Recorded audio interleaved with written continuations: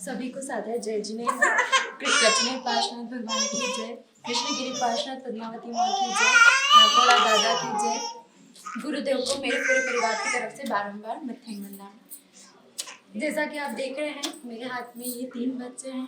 कहने की ज़रूरत नहीं है, पर क्या है बताना ज़रूरी है। मेरे पास वैसे तो चमत्कारों की बहुत बड़ी लिस्ट है, पर जो आपके सामने दिख रहा है वो सबसे मुख्य तौर पे मैं आपको बताना चाहूँगी। मेरी शादी 2015 में हुई थी।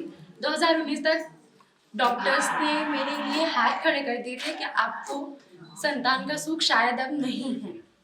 मैं गुरुदेव से 2019 में जुड़ी दिसंबर में। उसके बाद हमने माँ का आशीर्वाद प्राप्त करना शुरू करा। धीरे धीरे चमत्कार बढ़ते गए लाइफ पर। एक वक्त ऐसा आया जब डॉक्टर ने कह दिया IVF के बिना आपके बच्चे नहीं होंगे। मैंने वही माँ का नाम लिया। डॉक्टर ने मेरी बंद की हुई फाइल वापस मुझे हाथ में से ले ली, मतलब छीन ली। माँ का नाम लिया और उन्होंने मेरे हाथ में से छीन ली कि मैं एक लास्ट ट्राई करूंगा, शायद आपको हो जाए। इंदौर में, मैं इंदौर से ही हूँ, मेरा नाम मोनालिसा सालिया है। इंदौर में हम भैरवाष्टमी यज्ञ में बहुत श्रद्धा से बैठे थे। उसी का आशीर्वाद है कि दिसंबर अंत में हम बैठे और फरवरी में मेरे पास न्यूज़ थी कि मैं एक नहीं 2 बच्चों की माँ बनने वाली हूँ। मार्च में गुरुदेव के जन्म दिवस वाले दिन एक वक्त ऐसा था, तब डॉक्टर ने मुझे ये कहा कि हो सकता है शायद आपका मिसकैरेज हो गया है। मतलब मैं इतना रोई कि मैंने कहा आज का दिन मेरे लिए इतना पवित्र दिन है, तो ऐसी खराब न्यूज़ मेरे सामने नहीं आ सकती। क्योंकि गुरुदेव से एक बार मैं हाइलिंग सिटी में जब मिली थी तो गुरुदेव ने मुझे बहुत श्रद्धा से, बहुत आशीर्वाद से कहा था कि भक्ति कर बेटा, कुछ भी नहीं होगा, सब अच्छा होगा। मुझे पूरा विश्वास था। डॉक्टर, मेडिकल साइंस में मैंने भरोसा करना बंद कर दिया था। मुझे सिर्फ एक ही चीज़ थी कि गुरु का वचन कभी खाली नहीं जाता है। बस मेरे दिमाग में सिर्फ एक ही चीज़ थी। मैं रो रही थी, मेरे सामने मेरा पूरा परिवार था कि जो हुआ वो ठीक है, एक्सेप्ट कर लो कि नहीं है बच्चे, कोई बात नहीं। आप यकीन नहीं मानेंगे, मैं अपनी सोनोग्राफी रिपोर्ट भी सामने रख सकती हूँ।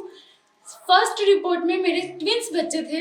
गुरुदेव के जन्म दिवस के 2 दिन बाद 7 मार्च 2022, मतलब जो डॉक्टर रेडियोलॉजिस्ट थी जिसने मेरा पहले किया डायग्नोसिस और दोबारा जब डायग्नोसिस किया, वो देख के आश्चर्य हो गए कि मैं 2 नहीं 3 बच्चों की माँ बनने वाली हूँ।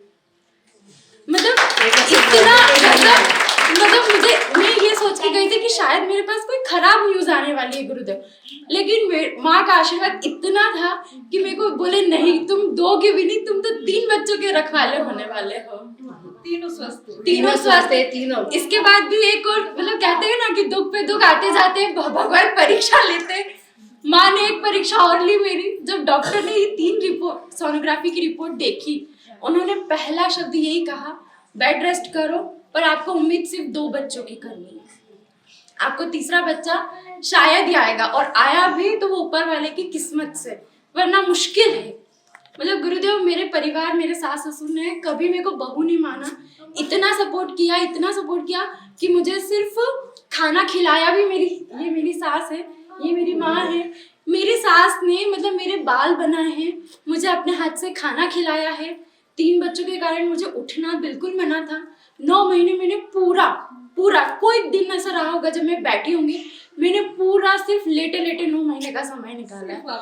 सिर्फ भगवान का नाम लेके सिर्फ ये देख सोचती थी कि मैं ऐसा भी अगर अच्छी होती है, मैं चल पाती तो मैं कृष्णगिरी होती या मैं गुरुदेव के पास जाती।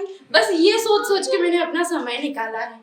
गुरुदेव, अंत समय आया जब 9वें माह का, तब भी डॉक्टर ने यही कहा करवा लो आप, कोई दिक्कत नहीं है, सीजर ही होगा। पर मैं फिर भी नहीं कहता कि तीनों बच्चे स्वस्थ आएंगे। पर मैं अपने भगवान पे नाम लेके, माँ का नाम लेके हम हॉस्पिटल गए। गुरुदेव, वहाँ भी तकलीफ है। ये मेरी 2nd नंबर पे गुड़िया है। 1st नंबर एक लड़का है, फिर एक लड़की है और फिर एक लड़का है। ये दोनों ऑक्सीजन पे रहे, पर 1-1 घंटे का ऑब्जर्वेशन से बाहर आ गए।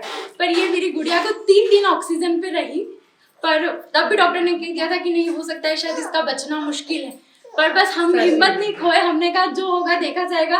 हमको तो पता है कि कृष्णगिरी वाली माँ ने हमारे लिए सोच लिया है, जो होगा अच्छा ही होगा।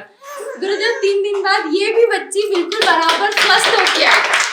आज ये बच्चे 16वां महीना स्टार्ट हो गया है गुरुदेव, पर अभी तक किसी को कोई भी शरीर से, मानसिक कोई तकलीफ नहीं, बिल्कुल स्वस्थ है।